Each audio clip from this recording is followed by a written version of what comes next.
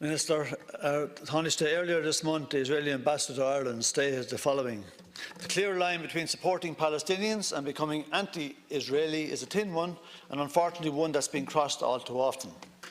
What he didn't say was the Palestinians are living under the tyranny of a brutal apartheid state. They're suffering and dying at the hands of the Israeli administration, their military and settlers in the illegally occupied territories every day. This bill by Francis Black, in attempting to uphold and in a small way enforce international law, acknowledges the right of the existence of the Palestinian people and any other oppressed peoples of an occupied land. And because the brutality of the Israeli occupation of Palestine has driven the Palestinian people to the point where to merely exist is their greatest act of resistance, this acknowledgement by the State of Ireland that this is a gross violation of international human rights law will be a valuable moral support to the people of Palestine. The Israeli administration does not hear the voices of Palestinians or anyone else calling for equality. The ambassador says that we're dealing with a complex situation. We're not. It's about basic equality, human rights, dignity.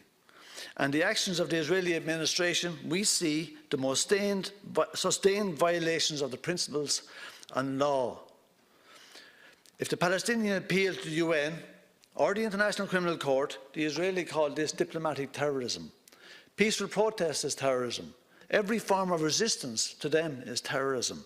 Even the boycott, divest, sanctions movement and its supporters are smeared by the Israeli lobby as supporters of terrorism.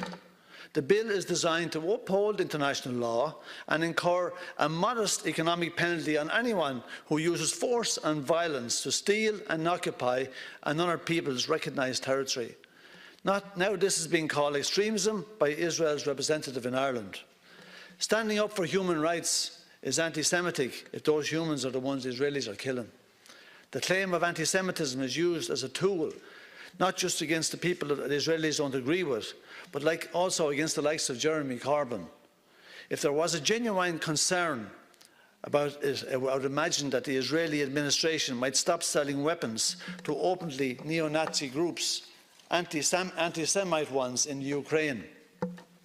I listened to your speech, Minister Taoiseach, and I don't accept it. You say that trade is an integral part of the European Union. Yeah, it is an integral part, but there's more to life than trade. You say that if this bill passes, Ireland will be found in breach of EU law. Spain, Germany, Austria, France, Italy, they've all broken the 3% law in the last number of years. None of them paid a fine.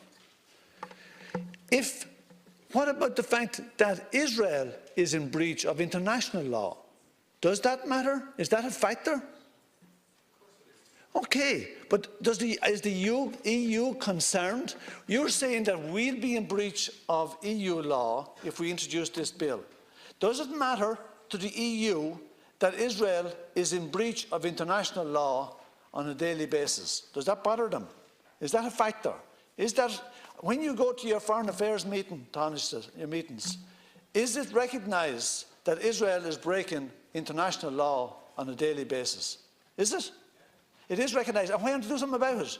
Why are they still paying lip service and they might give Israel the odd smack on the hand? Nobody. And you know it, Taoiseach. You know it. And I actually think that you don't even believe in some of the things you're saying about it, right? You are defending the indefensible when you refuse to stand by what this bill is offering to do. I really believe that. And I honestly believe that your heart is not in this. We should stop defending the indefensible, which is the behaviour of the Israeli state. We are not anti-Semite, but we are certainly anti the violence and brutality of the Israeli government against the Israeli people, against the Palestinian people and several other entities in the region.